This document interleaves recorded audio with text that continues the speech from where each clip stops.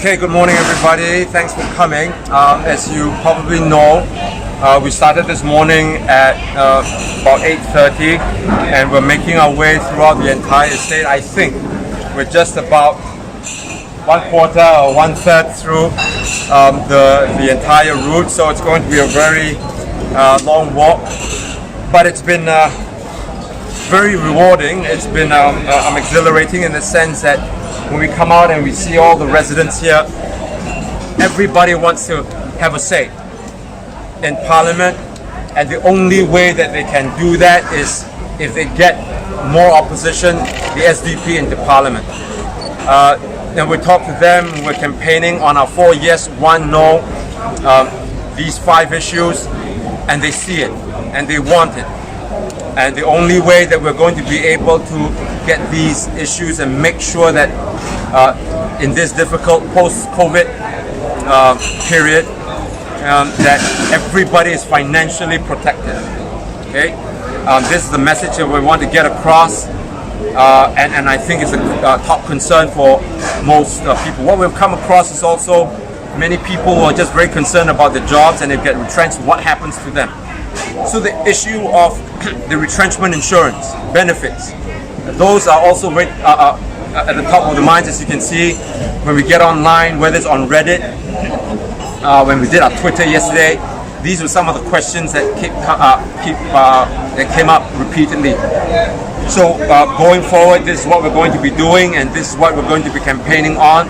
Now, locally in Bukit Batok itself, this has been a problem which we've wanted to highlight, and I've posted, I'm sure you've seen it as well, some of the concerns right over there.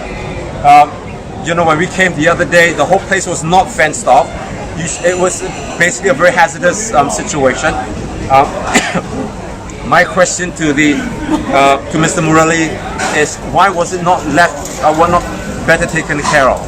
And if you walk around, some of the contracts that you've seen, some of them expired, have been overdue by 3 years. And he needs to account to the people why all this is taking place.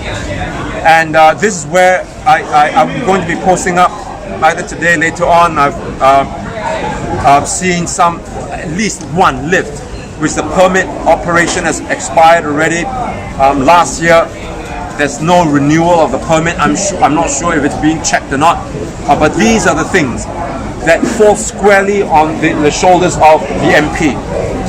Quite besides going to Parliament, where he is not speaking up for the people, right? Some of these issues are also not well taken care of. And that's why I keep saying an MP needs to go full time so that you can pay attention to the issues here. And that's so important, all right, for an MP not to go to the office 8 to 6 or 7 o'clock and during the day, and then come here in the evening and spend a couple of hours, sometimes not even, you know, when you go to work, you're so tired, how do you come back and serve the residents? So these are the issues that we're very concerned about, and we want to make sure that we address it.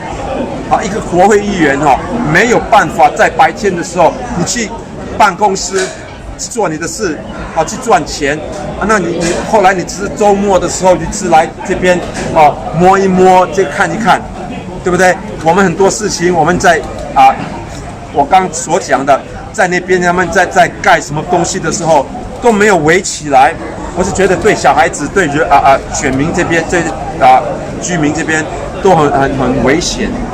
但是这个你没有 full time， 你没有专业的来为这个这边的居民服务，跟你讲是你没有办法的。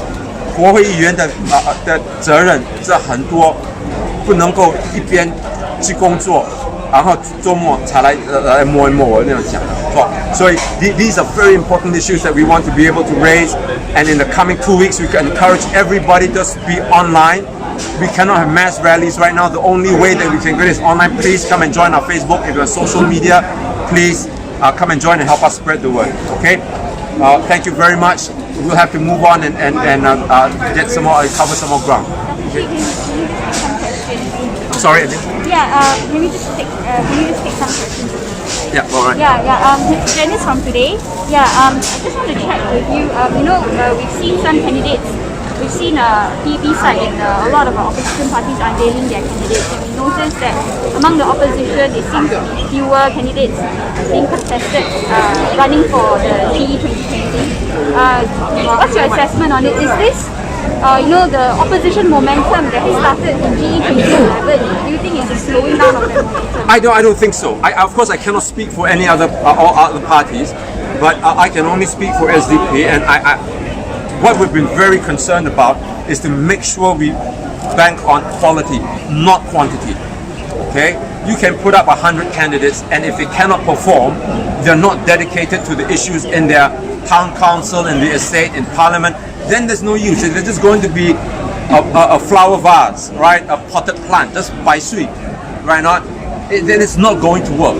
For us, SDP, the candidates that we feel, we make sure they're all vetted and make sure that they're all very committed to these issues and to be able to speak up for the people. That's what we're concerned about. As for other opposition parties, I'm sure they have the same idea. Quality, not quantity. That is the key issue right going to this election. With PAP also unveiling 27 candidates, so it's kind of like meaning probably more than 20 of the current MPs and political office holders would have to they will step down. So it's quite a huge number. So we need to get your sense. What does it? How will it resonate with the voters? Would it be like My point is what difference does it make? What difference do they bring to the table? They're all going to continue to toe party line. They're going to go for all these price increases, taxes, and they're just opposed to retrenchment, insurance. And look our elderly here. How do they survive? Survey after survey would show that our elderly, the poverty is growing. What is the government doing about it? Now, if these few MPs come in, are they going to vote with the opposition when we get in, when we champion some of these views?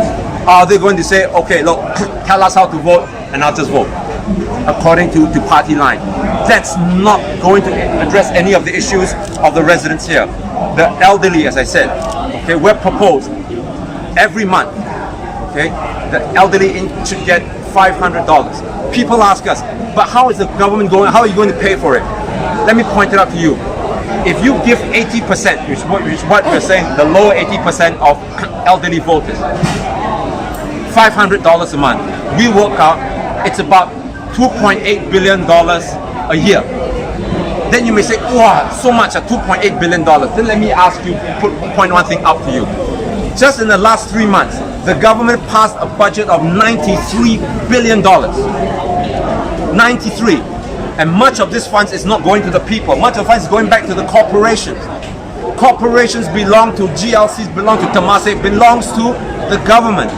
Money out from the left pocket goes back to the right pocket. How is the people going to benefit from that? So you compare some numbers. $2.8 billion versus $93 billion.